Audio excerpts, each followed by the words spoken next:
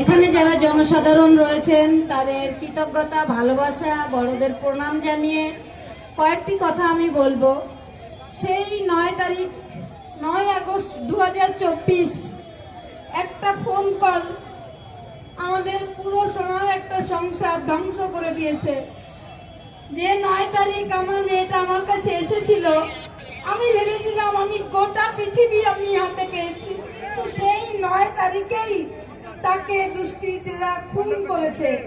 তাই আমি আজ 9 তারিখেই আমি যাচ্ছি মনোনয়নপত্র জমা দিতে এবং বিজেপির প্রার্থী হিসাবে জয়েন করতে।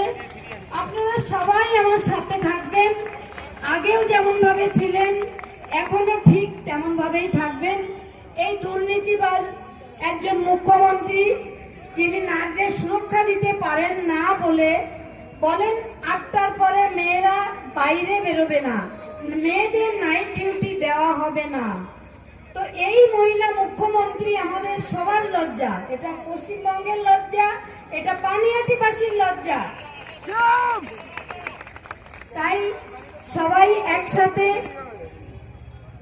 29 তারিখে আমাদের গণতান্ত্রিক অধিকার প্রয়োগ করার আগে আমরা পদ্মফুল চিহ্নে ভোট দিয়ে বিপুলভাবে ক্ষমতায় আসব এবং এই অত্যাচারী শাসককে দূর হটাও, অত্যাচারী শাসককে দূর হটাও।